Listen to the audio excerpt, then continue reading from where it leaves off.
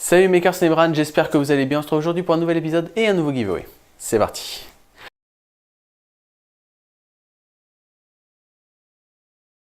Bien alors avant de commencer, voici le nom du gagnant du dernier giveaway qui a remporté cette horloge Faucon Millenium qui est accrochée à mon mur. Et je vais en refaire parce que c'est plutôt pas mal. Bref, donc félicitations à toi et maintenant on peut passer à la vidéo.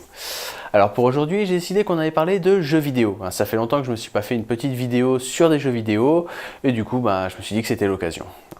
Et on va parler du jeu No Man's Sky. Alors si vous êtes un gamer, vous connaissez probablement ce jeu. Pour les autres, c'est un jeu qui est sorti il y a environ 2 ans.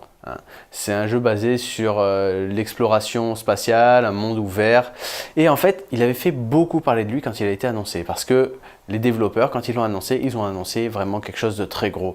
Des millions de planètes à explorer, du multijoueur, du farming, de la récolte de ressources, enfin énormément de choses qui plaisaient à beaucoup de monde, surtout à cette époque. Et du coup, il y a beaucoup de personnes qui attendaient ce jeu avec impatience. Et il a encore plus fait parler de lui quand il est sorti. Pourquoi ? Tout simplement parce que ça a été un des plus gros flops du jeu vidéo. Je vous explique. Comme je vous l'ai dit, ils avaient annoncé quelque chose d'immense, quelque chose d'énorme. Et quand on a eu enfin le jeu en main, on s'est rendu compte que c'était limite de la publicité mensongère. Je veux dire, il n'y avait pas de multijoueur. Alors certes, il y avait plein de planètes à explorer, tout ça, mais au final, tout ce qu'on faisait dans le jeu, c'était récupérer des ressources, quitter la planète, quitter le système et faire exactement la même chose sur le reste du système. Du coup, c'était extrêmement répétitif, même s'il y avait un petit peu un fil de quête qui était plutôt sympa, mais on perdait très vite l'intérêt.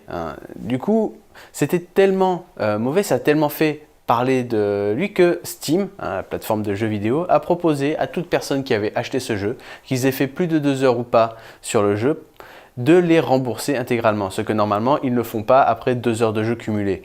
Donc franchement ça a été un gros flop. Si vous voulez, c'est un petit peu comme Pokémon Go. Quand ils ont annoncé la pub, on voyait des combats en multijoueur, des échanges entre les joueurs, franchement on voyait du lourd. Et quand on a eu le jeu entre les mains, on s'est rendu compte qu'on était quand même assez loin de ce qu'ils avaient annoncé. Et ça ne veut pas dire que le jeu est mauvais en lui-même. Le jeu était plutôt sympa, que ce soit Pokémon Go ou No Man's Sky. Le jeu était plutôt sympa en lui-même. J'ai passé pas mal d'heures dessus quand même. Mais c'est vrai que par rapport à ce qui était annoncé, ça a déçu beaucoup de monde. Parce qu'ils avaient vraiment annoncé du très haut niveau et on s'est retrouvé avec un jeu plutôt basique.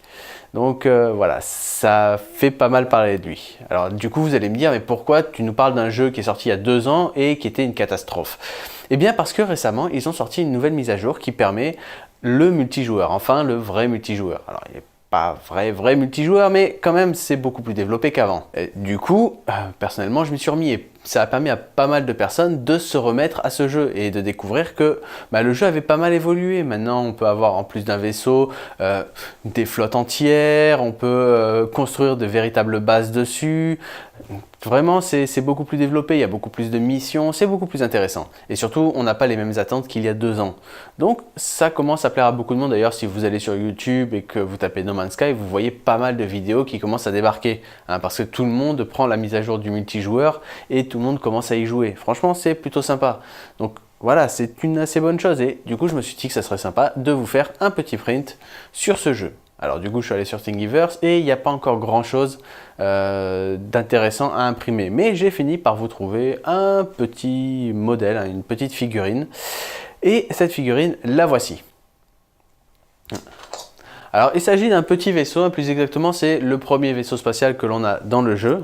Je l'ai imprimé sur ma DaVinci. Alors bon, dans le jeu, comme je vous l'ai dit, c'est de l'exploration spatiale, donc les vaisseaux spatiaux prennent une très grosse importance dans ce jeu, principalement parce qu'il y en a une très grande multitude et qu'on peut en trouver, en acheter. Franchement, c'est plutôt pas mal fait de ce côté-là et c'est assez sympa d'essayer de les collectionner, de trouver les meilleurs ou ce genre de choses. Du coup, je me suis dit, je vais en imprimer un. Parce que j'ai envie de voir un petit peu déjà ce que la DaVinci peut faire de ce côté-là. Jusqu'à présent, la DaVinci, j'utilise pour faire des pièces plutôt, soit pour mon boîtier, soit un peu expérimentales, vous voyez. Mais j'avais encore jamais essayé de véritables figurines comme ça, pour essayer. Et franchement, le résultat est quand même mieux que ce que je pensais. Alors c'est pas parfait, mais franchement, je m'attendais à pire. On revoit quand même pas mal les détails qui ressortent. Et bon, c'est un petit peu brouillon là où il y avait tous les supports, mais franchement, c'est quand même pas mal. Le résultat est plutôt sympa. Alors c'est pas un très grand vaisseau, mais ça m'a quand même pris presque 4 heures pour imprimer. Et ben, déjà le modèle de base est vraiment pas mal, hein, je vous mets le lien dans la description. C'est le premier vaisseau spatial que l'on a quand on commence le jeu. Et bah, franchement, le résultat mérite quand même le coup, hein, au final. Parce que c'est vrai que, comme je vous l'ai dit, la DaVinci, je m'en suis pas trop servi jusqu'à présent. Et jusqu'à présent, j'ai quand même été pas mal déçu dans l'ensemble de ses performances. Quand je fais des pièces pour mon boîtier, ce sont des pièces qui doivent s'emboîter dans d'autres pièces, qui doivent accueillir des ports avec des dimensions spécifiques. Et la DaVinci, il y a un gros problème de ce côté-là. Niveau de tolérance, elle est très mauvaise. Et j'ai beau essayer de le prendre en compte. Quand je fais mes modèles, ça reste toujours assez compliqué à prendre en compte parce que c'est un petit peu aléatoire en plus. Hein. Et c'est encore pire quand on essaie de faire des pièces qui sont imprimées ensemble, hein, comme l'arbalète que j'avais imprimée, hein, pièces qui sont imprimées ensemble et qui doivent bouger.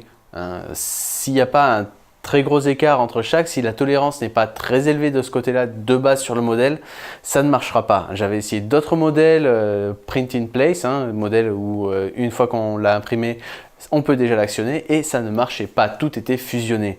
Donc là, ben, au final, on se rend compte que la DaVinci, pour des figurines, hein, des pièces qui n'ont pas besoin d'avoir une dimension très précise, eh bien, elle s'en sort plutôt pas mal. Hein. Le design en lui-même ressort plutôt bien, les petits détails.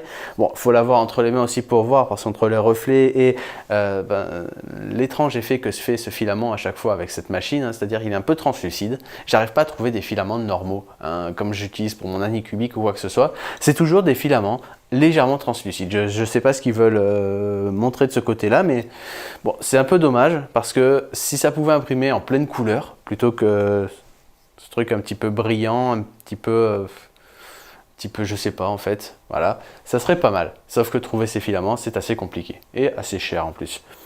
Mais bon, peu importe. Donc là, j'ai imprimé ce petit vaisseau et franchement, je suis plutôt satisfait du travail.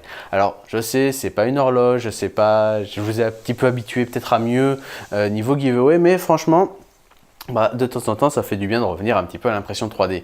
Je suis en train de vraiment galérer avec mon Anycubic pour essayer de la réparer. J'arrive vraiment pas à ressertir les câbles, hein, tout simplement. Je m'entraîne, j'arrive à avoir 2 câbles, 3 câbles correctement sertis, mais c'est pas constant et ça ne rentre même plus après dans le connecteur. Non, c'est vraiment assez compliqué à faire et je sais pas si je vais y arriver. Hein. Donc je pense que je vais trouver quelqu'un qui le fera à ma place, qui sait ce qu'il fait, qui a tout le matériel pour, et puis voilà. Hein. Je sais pas combien ça va me coûter, mais on verra bien. C'est dommage d'avoir une imprimante comme ça et de pas pouvoir s'en servir. Enfin bref, donc je vais vous mettre le lien, comme d'habitude, pour participer dans la description. Tout ce que vous avez à faire, c'est vous abonner et regarder la vidéo. Comme d'habitude, je vous invite à réagir dans les commentaires. Si la vidéo vous a plu, vous pouvez mettre un pouce bleu, la partager, vous abonner à la chaîne si ce n'est pas déjà fait. Et moi, je vous dis à très vite. Ciao!